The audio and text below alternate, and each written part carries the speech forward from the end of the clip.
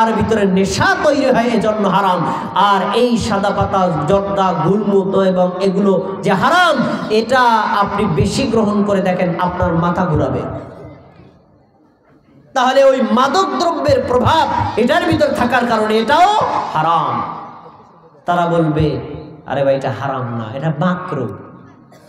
সবাই আমার তাকায় শোনেন, এটা কি? মাকরুহ। হানাফি মাযহাবের ফতোয়া সব বলছি আপনাদের সামনে। হানাফি মাযহাবের ফতোয়া হলো মাকরুহ দুই প্রকার, মাকরুহে তানজিহি, মাকরুহে তাহরিমি। তানজিহি মানে সিম্পল অপছন্দনীয়, তাহরিমি মানে কঠোর অপছন্দনীয়। তারাই আবার বলে যে মাকরুহে তানজিহি কেউ যদি কন্টিনিউ বা একাধিকবার করে তখন ওটা হয়ে যায় মাকরুহে তাহরিমি। সবাই খেয়াল করে শোনেন। এরপরে বলছি কি, মাকরুহে তাহরিমি কেউ যদি কন্টিনিউ বা একাধিকবারে তখন ওটা হয়ে যায় কি? হারাম। এবার আপনাদের কাছে প্রশ্ন, জর্দা মানুষ একবার খায় আর কোনোদিন খায় না, তাই না? কথা বলেন। সাদা পাতা, গুলমু, বিড়ি, সিগারেট মানুষ একবার খায় আর খায় না, তাই না? কি বারবার খায় নাকি? তাহলে ধরে নিলাম এটা মাকরুহে তানজিহি। বারবার খাওয়ার পর কি হয়েছে? এখন মাকরুহে তাহরিমি। বলেন কি হয়েছে? এখন মাকরুহে তাহরিমি আরো বারবার খাইলাম, কি হয়ে গেল? তাহলে হারাম তো তাদেরই ফতোয়ার আলোকে, আমাদের ফতোয়া দেওয়া লাগবে কেন? হানাফি মাযহাবের ফতোয়া অনুযায়ী এই ধরনের দ্রব্যগুলো হারাম, কঠোরভাবে হারাম। অতএব এই ধরনের নেশাদার দ্রব্য থেকে সাধারণ মানুষ তো বর্জন করবে, আলেমদেরকে বর্জন করে জনতাকে শিক্ষা দিতে হবে এই ধরনের নেশাদার দ্রব্যের ধারো কাছেও যাওয়া যাবে না। তারা বলে ভাই যে বিড়ি খাইলে এটা হারাম, কিন্তু এইগুলা এই জর্দা সাদা পাতা হারাম না। তা কি হয়েছে? বিড়ির ভিতরে যে পাতাগুলো গুঁড়া করে দেওয়া হয়, জর্দা ওইটাই, একটু গ্রান দিয়ে দিচ্ছে, এখন কি হালাল হয়ে গেল? বিড়ি, সিগারেট ওটার ভিতরে ধোঁয়া আসে, ওটাকে তারা জ্বালাইয়া খায়, আর এটা ডাইরেক্ট খায়। তাহলে ওটা যদি না মাকরুহে তাহরিমি হয়, এটা তো আরো কঠোরভাবে তাহরিমি হওয়ার কথা। অতএব মদ, গাঁজা, ফেনসিডিল, ইয়াবা, হেরোইন এগুলো যেমন হারাম, এই ধরনের অনুরূপভাবে সাদা পাতা, গুলম এগুলোও খাওয়া কি হারাম, এগুলো বর্জন করতে হবে। প্রিয় ভাইরা, যারা মাদক দ্রব্য গ্রহণে অভ্যস্ত যুবকদেরকে বিশেষভাবে টার্গেট করে বলছি, এই ধরনের নেশাদার দ্রব্যের সাথে সংশ্লিষ্ট তাদেরকে অনুরোধ করে বলছি, একটা হাদিস আপনার বিবেককে নাড়া দেওয়ার জন্য যথেষ্ট। রাসূলুল্লাহ সাল্লাল্লাহু আলাইহি ওয়াসাল্লামের একজন সাহাবী আবু মুসা রাদিয়াল্লাহু তাআলা তিনি বলছেন, শোনো, মা উবালি শারিবতুল খামরা আও আবাদতু হাযিহি সারিয়াতা মিন দুনিল্লাহি আযজা ওয়া জাল্লা। জনতা শোনো, আল্লাহকে বাদ দিয়ে এই খাম্বা পূজা করা, খাম্বাকে রুকু করা, খাম্বাকে সিজদা করা, মূর্তি পূজা করা, গায়রুল্লাহকে পূজা করা আর মদ পান করা, মাদক দ্রব্য গ্রহণ করার মধ্যে আমি তেমন কোনো পার্থক্য খুঁজে পাই না। মূর্তি পূজা যেমন হারাম, খাম্বা পূজা যেমন হারাম, ব্যক্তি পূজা যেমন হারাম, বস্তু পূজা যেমন হারাম, স্থান পূজা যেমন হারাম এবং শিরক, তিনি তাই বললেন মদ পান করা, মাদক দ্রব্য গ্রহণ করা, নেশাদার দ্রব্য গ্রহণ করাটাও একইভাবে তিনি হারাম বলেছেন। এবার আপনি বলবেন এটা আমার কেমন কথা? আমরা জানি আল্লাহ ছাড়া গায়রুল্লাহকে পূজা করা এটা শিরকে আকবার, আর শিরকে আকবরের সাথে আবু মুসা রাদিয়াল্লাহু তাআলা আনহু তুলনা করলেন এই মাদকদ্রব্য গ্রহণ করাকে। কোথা থেকে গ্রহণ করেছেন? তিনি গ্রহণ করেছেন নবী মুহাম্মদ সাল্লাল্লাহু আলাইহি ওয়াসাল্লাম থেকে। মুহাম্মদ সাল্লাল্লাহু আলাইহি ওয়াসাল্লামের এই হাদিসটি কোথায় বর্ণিত হয়েছে? মুসনাদে আহমদ হাদিস নম্বর 2453। আব্দুল্লাহ ইবনে আব্বাস রাদিয়াল্লাহু তাআলা আনহু বলেন, ক্বালা রাসূলুল্লাহ সাল্লাল্লাহু আলাইহি ওয়াসাল্লাম মুদমিনুল খামরি ইন মাতা লাকিয়াল্লাহ কাআবিদিন ওয়াসান। যে ব্যক্তি নিয়মিত নেশাদার দ্রব্য গ্রহণ করে, নিয়মিত বিড়ি খায়, নিয়মিত সিগারেট খায়, নিয়মিত জর্দা, গুলম, সাদা পাতা খায়, নিয়মিত হেরোইন, কোকেন, ফেনসিডিল খায়, নিয়মিত মদ গ্রহণ করে, কিয়ামতের দিন এই লোকটা আল্লাহর সাথে একজন মূর্তি পূজারী হিসেবে সাক্ষাৎ করবে। নাউযুবিল্লাহ। তাহলে মূর্তি পূজা কত বড় ভয়ঙ্কর পাপ, সেই পাপের সাথে তুলনা করা হয়েছে যে এই মাদক দ্রব্য গ্রহণ করাকে। আমি এই দুইটা হাদিস একটু চিন্তা করেছি, একটা হলো হারাম আর একটা হলো শিরক আকবার।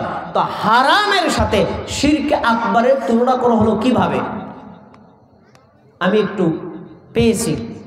কারণ কি? এর কারণ হলো, সবাই একটু আমার দিক খেয়াল করে শোনে, যারা নিয়মিত শিরিক করতে করতে অভ্যস্ত, ব্যক্তি পূজা, স্থান পূজা, কবর পূজা, মাজার পূজা, পীর পূজা, পীরকে সেজদা করে, স্থানকে সেজদা করে, বস্তুকে সেজদা করে, তারা করতে করতে ওই কাজটাকে ইবাদত হিসেবে গণ্য করে, তাদেরকে যখন বলা হয় এই কাজটা হলো হারাম, এই কাজটা হলো শিরিক, তারা বলার সাথে সাথেই কি ফেরে না? কেন? কারণ ওই শিরক করতে করতে শিরকের প্রতি তার মুহাব্বত তৈরি হয়ে গেছে, অভ্যস্ত হয়ে গেছে, সে শোনার সাথে সাথে এটাকে পরিত্যাগ করতে পারে না। ঠিক একই কারণ এই মাদকদ্রব্য গ্রহণকারীদের, যারা এগুলা খেতে খেতে খেতে খেতে অভ্যস্ত হয়ে গেছে, তাদেরকে যদি বলেন যে ভাই আপনি পান খাচ্ছেন, জর্দা খাওয়া তো হারাম, শুনলে কি ছেড়ে দিবে? হ্যাঁ, কি মনে করলেন? শুনলেই কি ছেড়ে দিবে? না, কারণ এই কাজে তারা অভ্যস্ত হয়ে গেছে, এর ভিতরে তাদের একটা মহব্বত, ভালোবাসা তৈরি হয়ে গেছে। এজন্য তারা শোনার সাথে সাথে আল্লাহ হারাম করেছেন, নবী হারাম করেছেন এ কথা শোনার পরেও তারা পরিত্যাগ করতে পারে না। ঠিক তাহলে মূর্তি পূজারীদের মধ্যে পূজার প্রতি যেমন মহব্বত, অনুরূপভাবে যারা মাদকদ্রব্য গ্রহণ করে মাদকতার প্রতি তাদের একই মহব্বত। এজন্যই আল্লাহ এবং তার নবী এবং সাহাবীগণ এটাকে মূর্তি পূজার সাথে তুলনা করেছেন। আপনাকে দূরে যাব কেন? হ্যাঁ, আমার নিজস্ব একেবারে নিকটবর্তী আত্মীয়, আমি নিজে তাদেরকে বলেছি আপনি পান খান, জর্দা খাওয়া হারাম, খাবেন না, গুল্ম খাওয়া হারাম, খাবেন না, খড় খাওয়া হারাম, খাবেন না, এগুলো তাদেরকে কয়েকবার কঠোরভাবে বলেছি। শোনে কে আর মানে কে? কেন? ওই অভ্যস্ত হয়ে গেছে। তাই এমন অভ্যস্ত লোক আমাদের সমাজে আছে না? না আছে, তো আছে। মসজিদের ইমাম, মসজিদের খতিব পর্যন্ত আছে। তাহলে মাদকের বিরুদ্ধে কথা বলবে কে? প্রিয় ভাইরা, তাহলে এই ধরনের মাদক দ্রব্য থেকে আমাদের বের হয়ে আসতে হবে। প্রিয় ভাইরা, যারা এই ধরনের নেশাদার দ্রব্য গ্রহণে অভ্যস্ত, তাদের জন্য একটা কঠিন হাদিস আপনাদেরকে শুনিয়ে যাচ্ছে। যারা এই ধরনের খাবার খেতে অভ্যস্ত তারা একটু মনোযোগ দিয়ে শুনুন। আমরা এখানে যারা আছি, আমরা কি মুমিন না কাফের? সবাই কথা বলেন, মুমিন না কাফের? আমরা মুমিন। মুমিন কাকে বলে? ঈমান আছে যার, তাকে কি বলে? মুমিন। আমাদের সবার ঈমান আছে। আর মুমিনের জীবনে, মুসলিমের জীবনে যত সম্পদ আছে, সর্বশ্রেষ্ঠ সম্পদ হলো ঈমান। সবচেয়ে বড় সম্পদের নাম কি? ঈমান। কিন্তু শোনেন, যারা মাদক দ্রব্য গ্রহণ করেন, যখন মদ পান করেন, যখন ফেন্সিডিল, যখন ইয়াবা, যখন জর্দা, যখন গুলমু খান, যখন বিড়ি সিগারেট টানেন, তখন আর আপনার ঈমান থাকে না। হাদিস শোনেন, আমি আপনি হাদিস পরে শোনাচ্ছি। সহিহ বুখারী হাদিস নম্বর 6810, আবু হুরায়রা রাদিয়াল্লাহু তাআলা আনহু বলেন, নবী সাল্লাল্লাহু আলাইহি ওয়াসাল্লাম বলেছেন, ওয়ালা ইয়াশরাবু হিনা ইয়াশরাবুহা আহুয়া মুমিন ওয়া তা'বাতু মা'রুদাতুন বাদু। যে ব্যক্তি নেশাদার দ্রব্য গ্রহণ করে, যতক্ষণ সে নেশার মধ্যে থাকে, নেশাদার দ্রব্য গ্রহণ করে, ততক্ষণ তার মধ্যে ঈমান থাকে না। নেশা কেটে যায়, তখন ঈমানটা আবার ফিরে আসে। একটু আগে যে বললাম, মাদারীপুর জেলায় কয়েকজন যুবক যুবতী নেশা গ্রহণ করতে করতে ঘুমাইছে, ওই ঘুমেই শেষ, আর ঘুম থেকে ওঠে নাই। এমন মরণ যদি হয়, ঈমানবিহীন মরণ হবে না ঈমান নিয়ে মরণ হবে? বলেন সবাই। আজকে যদি আপনার মরণ হয়, আপনার কি হবে কিয়ামতের দিন? আপনি চিন্তা করেন। আমরা কি ঈমানবিহীন ভাবে মরতে চাই? তাহলে অবশ্যই আমাদেরকে নেশাদার দ্রব্যকে সর্বতভাবে পরিত্যাগ করতে হবে। প্রিয় ভাইয়েরা, নেশাদার দ্রব্য গ্রহণ করা, এটার ব্যাপকতা লাভ করা, এটা কিয়ামতের একটি লক্ষণ। কিয়ামতের লক্ষণগুলো কি আমাদের জন্য কল্যাণকর না অকল্যাণকর? অকল্যাণকর। আমাদের জন্য কল্যাণ বয়ে আনে না। নবী সাল্লাল্লাহু আলাইহি ওয়াসাল্লাম এই বিষয়ে আমাদেরকে ভবিষ্যৎবাণী করেছেন। সহিহ বুখারী হাদিস নম্বর 5577। আনাস রাদিয়াল্লাহু তাআলা আনহু বলেন, ক্বালা রাসূলুল্লাহ সাল্লাল্লাহু আলাইহি ওয়াসাল্লাম, আল্লাহ রাসূল সাল্লাল্লাহু আলাইহি ওয়াসাল্লাম বলেছেন, মিন আশরাতিস সাআতি আইয়াজহারাল জাহালু, কিয়ামতের লক্ষণগুলোর মধ্যে একটা লক্ষণ হলো মূর্খতা বেড়ে যাবে, ওয়ায়াকিল্লাল ইলমু, জ্ঞান কমে যাবে। কোরআনের ইলম, হাদিসের ইলম, তাওহীদের ইলম, সুন্নাতের ইলম, ঈমানের ইলম, ইসলামের ইলম, এই জ্ঞান কমে যাবে। এখন কি কমছে না বাড়ছে? কমছে, আরো কমবে। নবুয়াতের যুগ যত দূরে, মানুষের ঈমান ইলমটাও তত কমে। এই বর্তমান সে অবস্থা। তারপর তিনি বলছেন, জেনা ব্যাপক হারে লাভ করবে। মোবাইল খুললেই দেখবেন মেয়েদের ছবি, অর্ধুলঙ্গর ছবি, পূর্ণ উলঙ্গর ছবি, কোনো পর্দার বেপর্দার কোনো খোঁজ খবর নাই। মার্কেটে যান, রাস্তায় যান, বাজারে যান, দেখবেন নারীদের বেপর্দার সয়লাভ। এটা কিসের আলামত? কিয়ামতের আলামত। তারপরে তিনি বলেছেন, শোনো, অতশ্রবুল খামরু, মাদক দ্রব্যের ব্যাপকতা লাভ করা, এটা কিয়ামতের একটি লক্ষ্য। তাহলে মাদক দ্রব্য এটা কি ভালো না কল্যাণকর? বলেন, অকল্যাণকর, ক্ষতিকর, কিয়ামতের একটি লক্ষণ বলে নবী সাল্লাল্লাহু আলাইহি ওয়াসাল্লাম আমাদেরকে বলেছেন। প্রিয় ভাইরা, ইমরান ইবনে হুসাইন রাদিয়াল্লাহু তাআলা বলেন, قال رسول الله صلى الله عليه وسلم, আল্লাহ রাসূল সাল্লাল্লাহু আলাইহি ওয়াসাল্লাম বলেছেন, ফি হাযিহিল উম্মতি খাসফুন ওয়া মাসকুন ওয়া কযফুন, এই উম্মতের মধ্যে পাহাড় ধস, ভূমি ধস এবং চেহারার বিকৃতির গজব পতিত হবে। আপনারা মাঝে মধ্যে শোনেন না? হ্যাঁ, ওই বিভিন্ন জায়গায় পাহাড় ধসে মানুষ মারা গেছে, চাপা পড়ে মানুষ মারা গেছে, এমন হয় না? এই যে গজবগুলো পতিত হয়, এটা কিসের লক্ষণ? কিয়ামতের লক্ষণ। এই উম্মতের মধ্যে এগুলো হবে। নবী সাল্লাল্লাহু আলাইহি ওয়াসাল্লাম ভবিষ্যৎবাণী করেছেন। এই হাদিস যখন বলেছেন, তখন সাহাবীদের মধ্যে একজন প্রশ্ন করছে, ক্বালা ইয়া রাসূলুল্লাহ, একজন বলছে, হে আল্লাহর রাসূল, অমাতা দাকা, মানুষের চেহারার আকৃতি পরিবর্তন হয়ে যাবে, পাহাড় ধস হবে, আসমান থেকে পাথর বর্ষণ হবে, এই ভয়ঙ্কর পাপ, ভয়ঙ্কর গজব কখন হবে, কেন হবে? নবী সাল্লাল্লাহু আলাইহি ওয়াসাল্লাম বলছেন, শোনো, ইযা যহারাতিল কায়নাত, নায়িকাদের পরিমাণ যখন বেড়ে যাবে, গায়িকাদের পরিমাণ যখন বেড়ে যাবে। বর্তমানে নায়িকা গায়িকাদের পরিমাণ কম না বেশি? বেশিতে বেশি। এদেরকে হাইলাইট করার জন্য বলা হয় সেলিব্রিটি, নাউযুবিল্লাহ।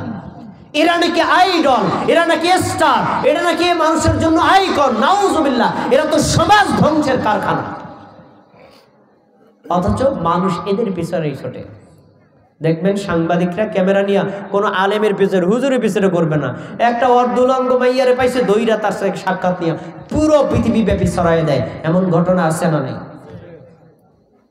তাহলে এই গায়িকা এদের পরিমাণ যখন বেড়ে যাবে, নায়িকা অশ্লীল প্রচারকদের সংখ্যা যখন বেড়ে যাবে, তখনই এই আসমানি গজব পতিত হবে।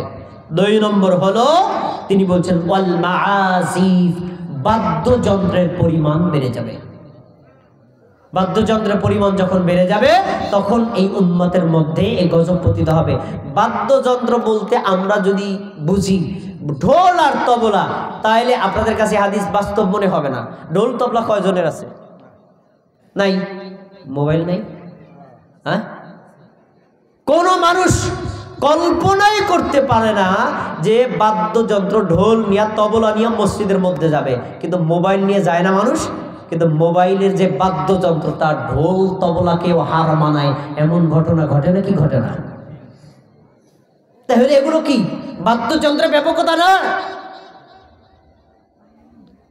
বিয়ের অনুষ্ঠান, বিভিন্ন অনুষ্ঠান, জন্মদিনের অনুষ্ঠান, একটু তারপরে বিভিন্ন দিবস পালন, সরকারি দিবস, বেসরকারি দিবস, ধর্মীয় দিবস পালনের ক্ষেত্রে বিভিন্ন বাদ্যযন্ত্রের সায়রা বাসানো নাই। এগুলো কিয়ামতের লক্ষণ। নবী সাল্লাল্লাহু আলাইহি ওয়াসাল্লাম বলেন, এগুলো যখন হবে, তখন আল্লাহর গজব এই উম্মতের উপর পতিত হবে। 3 নম্বর বলেছেন, শোনো, কি অশরিবাতিল খমুর, মাদক দ্রব্যের যখন ব্যাপকতা হার করবে, সায়লাব হয়ে যাবে, যুব সমাজ, যুবতী সমাজ, বৃদ্ধ সমাজ, এমনকি হুজুর সমাজকেও আক্রমণ করবে, তখনই আল্লাহর পক্ষ থেকে গজব আসবে। এমনটি এখনই হয়েছে। তাহলে এই মাদক দ্রব্য কি আমরা গ্রহণ করব না পরিত্যাগ করব? বলেন, পরিত্যাগ করব। প্রিয় ভাইয়েরা, মাদক দ্রব্য এতটা ক্ষতিকর, এটা নিজে যেমন অপরাধ, অনুরূপভাবে এটা আল্লাহর ইবাদতেও বিঘ্ন ঘটায়। ঘটায় নাকি ঘটায় না? এরকম শত প্রমাণ আছে, তার ভিতরে একটা প্রমাণ আপনাকে দিচ্ছি, তার নাম হলো সালাত। সালাত মানে কি? নামাজ। সালাত আদায় করা মুমিনের জন্য কি? ফরজ আইন। এই ফরজ আইন এই সালাতেও বিঘ্ন ঘটায় এই ধরনের এই মারাত্মক মানে নেশাদর দ্রব্যে। এ বিষয়ে একটা হাদিস আপনার সামনে পেশ করছি। সুনানে তিরমিজি হাদিস নম্বর 3026। আলী রাদিয়াল্লাহু তাআলা আনহু বলেন, সানা আলানা আব্দুর রহমান ইবনে আউফ রাদিয়াল্লাহু তাআলা আনহু তুআমান ফাদাআনা।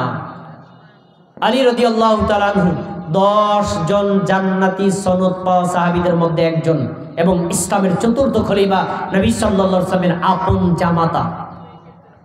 তিনি বলছেন, আব্দুর রহমান ইবনে আউফ আমাদেরকে দাওয়াত দিলেন খাবারের জন্য। আব্দুর রহমান আউফকে তিনিও 10 জন জান্নাতের সনদ পাওয়া সাহাবীদের মধ্যে একজন। তিনি আমাদেরকে দাওয়াত দিলেন, আমরা দাওয়াতে গেলাম, তার খাবার খেলাম। খাবার শেষে কি দেওয়া হয়? মদ। সমাজের অভ্যস্ত নিয়ম, যেটা আমাদের বাংলাদেশে এটা নেই আলহামদুলিল্লাহ, কিন্তু বিভিন্ন দেশে এই কালচার আছে যে খাবারের পরে ওইটাকে দেওয়া তারা ক্রেডিট মনে করে, মাদকদ্রব্য দেওয়াটাকে ক্রেডিট মনে করে।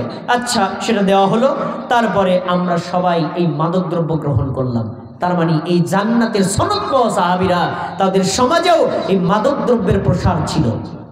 আচ্ছা, এরপরে শোনেন, ফাহাদারাতিস সালাত, নামাজের সময় হলো। এখন কি করবে? নামাজ আদায় করবে না কি করবে না? করবে। তিনি বলছেন, এবার জামাতের সাথে সালাত আদায় করার জন্য ফাকাদ্দামুনি, উপস্থিত সাহাবী যারা ছিলেন, দাওয়াত গ্রহণ করেছেন, দাওয়াত খেয়েছেন, তারা সবাই আমাকে বললেন, আলী তুমি ইমামতি করো। আমি হলাম ইমাম, আর পেছনের সাহাবীরা হলেন কি? মুক্তাদি। কি হলেন? মুক্তাদি। আচ্ছা, এবার আমি ইমাম হয়ে সালাত আদায় করছি। সালাতের মধ্যে সূরা ফাতিহা পড়লাম, তারপরে শুরু করলাম সূরাতুল কাফিরুন।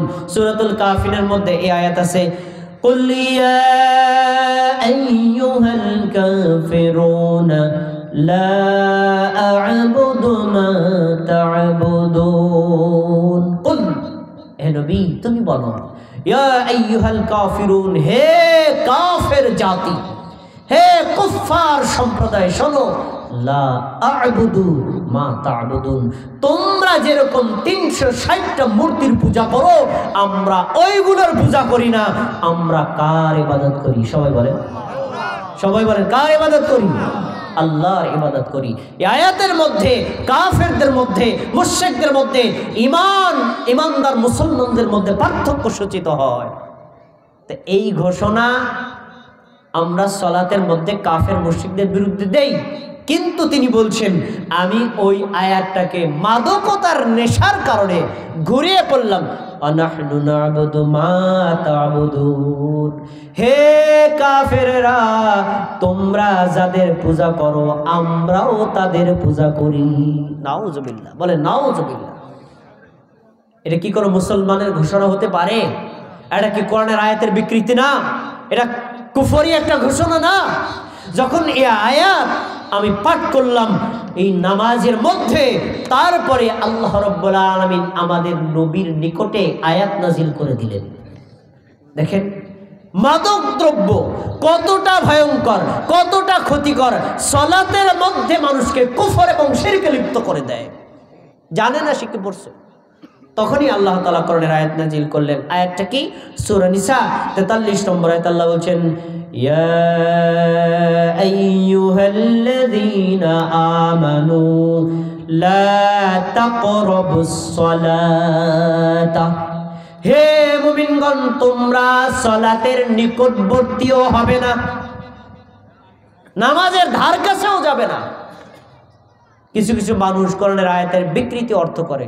কোরআনের মধ্যে আছে আর নামাজ পড়া যাবে না, এই দলিল দেখেন, ইয়া আইয়ুহাল্লাযীনা আমানু লা তাকরাবুস সালাত, মুমিনগণ নামাজের কাছেও যাইবা না, কিন্তু পরে কি আছে এটা বলে না। এটা হলো তথ্য সন্ত্রাস। এটা কি সন্ত্রাস? তথ্য সন্ত্রাস, মানে বিকৃত করে বলা। আল্লাহ তাআলা পুরো কি বলেছেন বলতে হবে, কখন নামাজের ধারে কাছেও যাও না। তিনি বলছেন ওয়া আনতুম সুকারা হাত্তা তা'লামু মা তাকুলুন, তোমরা কি পড়ছো যতক্ষণ পর্যন্ত না বুঝো, এইরকম মেধা তোমাদের না থাকে, তোমাদের মধ্যে নেশা থাকে, ঘোর তমসা থাকে, তখন তোমরা নামাজের নিকটবর্তীও হবে না। তাহলে নেশা অবস্থায় নামাজ আদায় করা নিষেধ করেছেন কে? আল্লাহ। এই আয়াত যখন নাজিল হয়েছে তখন থেকে সাহাবায়ে কেরাম এই একে একে ধারাবাহিকভাবে তারা এই মাদকতাকে বর্জন করতে শুরু করলেন। এই হাদিসের মাধ্যমে কেউ হয়তো ধারণা করতে পারেন সাহাবীরাও মদ খাইতো, তারা তো জান্নাতে গেছে, মোরাও একটু খাই, আমরাও জান্নাতে যা, মানে সমস্যা কি? আরে ভাই, এটা তো হারাম হওয়ার আগের ঘটনা, তাদের সামাজিক স্ট্যাটাস বলা হয়েছে, কিন্তু যখন হারাম হয়ে গেছে তখন আর একজন সাহাবীও মাদক দ্রব্য গ্রহণ করেন নাই। এই হাদিস আমি সামনে দিব। ভাই সময় কত একটু দেখেন, কত বাজে? বাজে কত? 13 বাজে। আচ্ছা জি, আমি অল্প সময় আলোচনা শেষ করে দিচ্ছি। প্রিয় ভাইয়েরা, যারা এই মাদক দ্রব্য গ্রহণ করেন, আমরা এখান থেকে বুঝতে পারলাম মাদক দ্রব্য গ্রহণ করা, নেশারত অবস্থায়, মাতাল হওয়া অবস্থায় সালাত তো আদায় করা যাবেই না, সালাতের নিকটবর্তীও হওয়া যাবে না। এ কথা বলেছেন কে? আল্লাহ।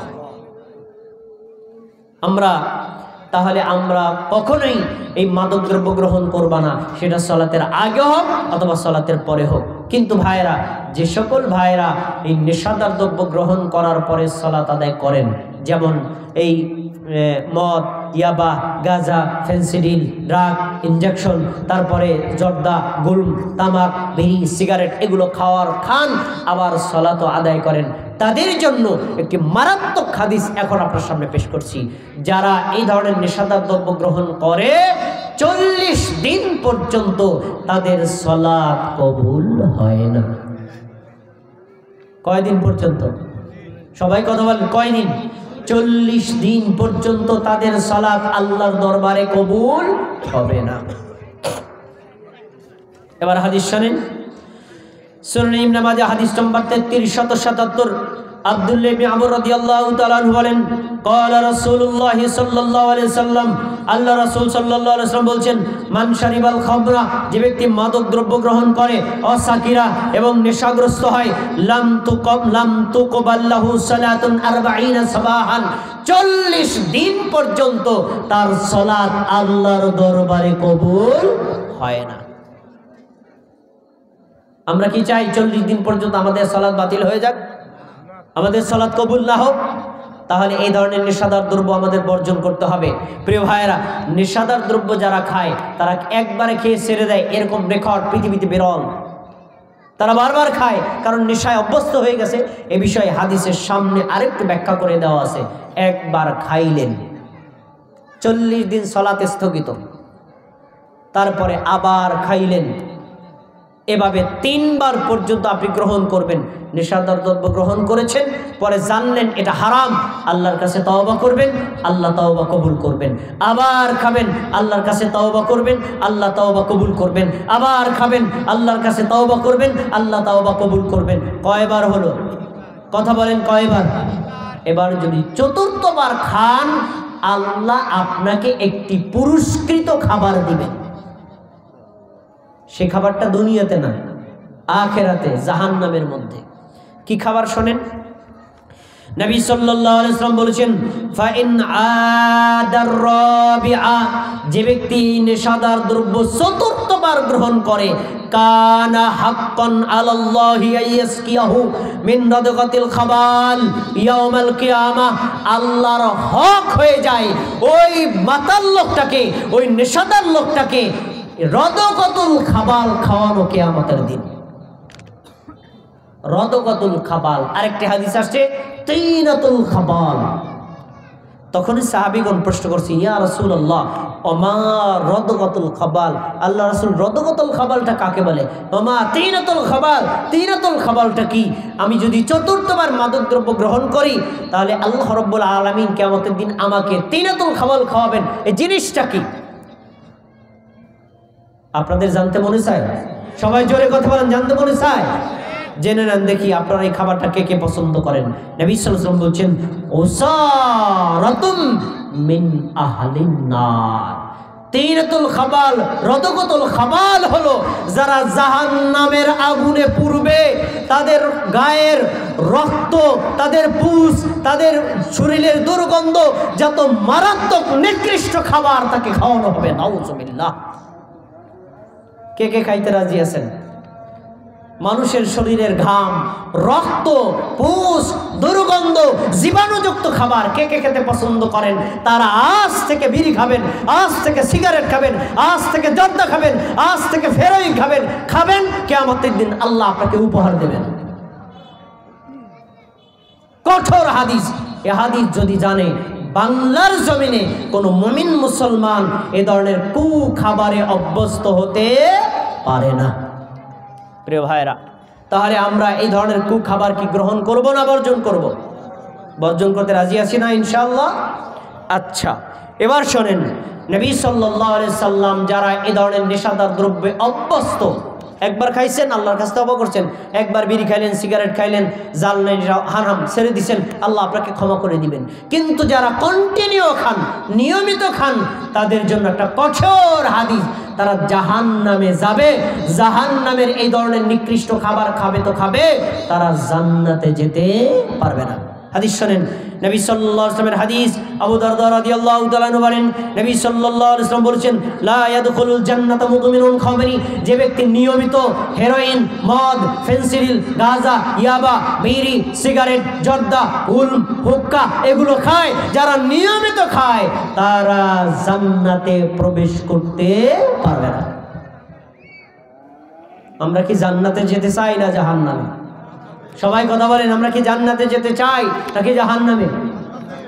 জান্নাতে। তাহলে আমরা এই ধরনের খাবার যদি অতীতে খেয়ে ফেলি, তাওবা কবুল করবেন কে? আল্লাহ। আমরা তাওবা করে এখন থেকে এগুলো বর্জন করতে রাজি আছি ইনশাআল্লাহ। সব শেষ একটা কথা আপনাদেরকে বলি, এতক্ষণ পর্যন্ত কোরআন এবং হাদিসের আলোকে অনেক তত্ত্বের কিছু সারাংশ আপনার সামনে পেশ করলাম। আপনার কাছে মনে হতে পারে যে কোরআনের আয়াতগুলো আমি বিশ্বাস করি, হাদিসগুলো আমি বিশ্বাস করি, এগুলো হারাম তাও বিশ্বাস করি, কিন্তু ভাই এটা সারা অনেক কঠিন। যারা খায় তারা এই কথা বলবে। যারা বিড়ি সিগারেট খায় দেখবেন কোনো মানে একটা খাবার, মানে একটা কাজের টেনশনে পড়ছে, বিড়িটা ধরাইছে, তার এবার টেনশন চলে গেছে, বুদ্ধি ফেরত পাইছে। তো এই চমৎকার খাবার কি ছাড়া যায়? আর এটাকে বলা হয় ইন্টারন্যাশনাল টয়লেটের খাবার।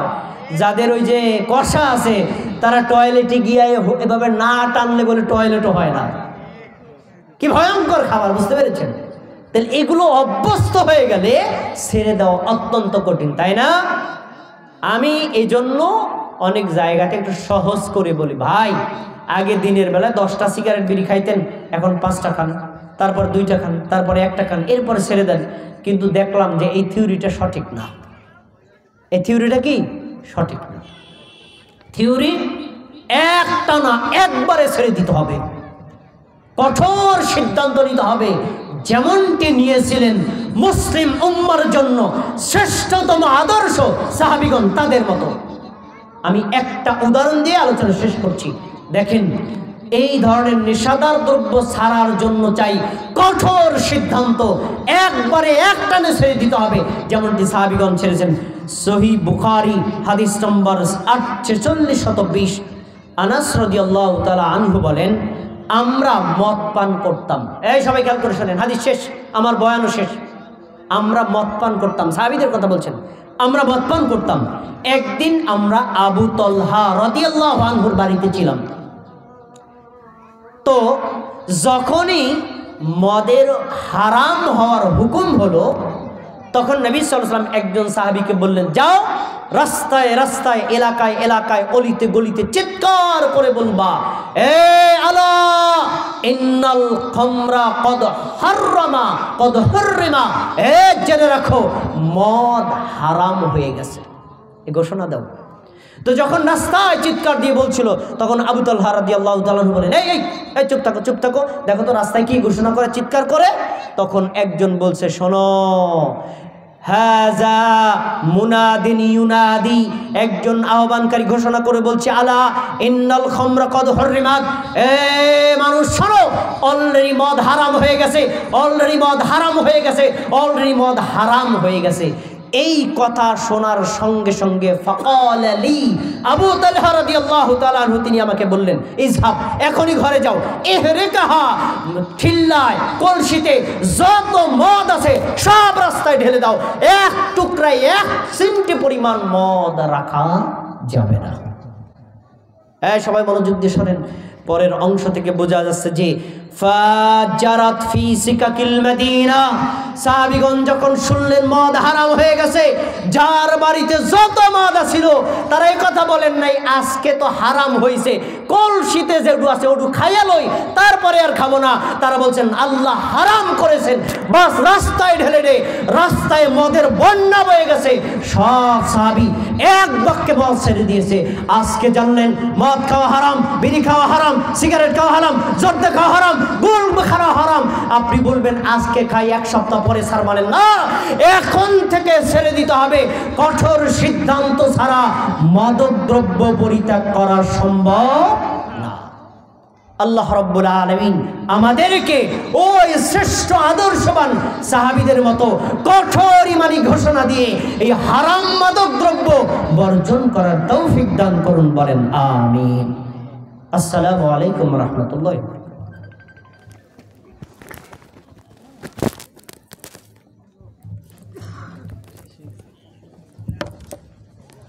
আলহামদুলিল্লাহ, জাযাকাল্লাহু খাইরান, আহসানান জাযান। মুহতারাম বড় ভাই শহীদুল ইসলাম শহীদ, অন্তর থেকে দোয়া করছি আল্লাহ তার ইলমে বারাকা দান করেন, হায়াতে বারাকা দান করেন, তার মানে বারাকা দান করেন, আল্লাহুম্মা আমিন। নেশাদার দ্রব্যের উপরে ভাই খুব গুরুত্বপূর্ণ আলোচনা করেছেন, আপনারা শুনলেন। আল্লাহ রাব্বুল আলামিন আমাদের সকলকে আমল করার তৌফিক দান করেন। সম্মানিত উপস্থিতি, এখনই এশারের আজান হবে ইনশাআল্লাহ। আজানের পরে আগের টাইমেই আর কি 7:30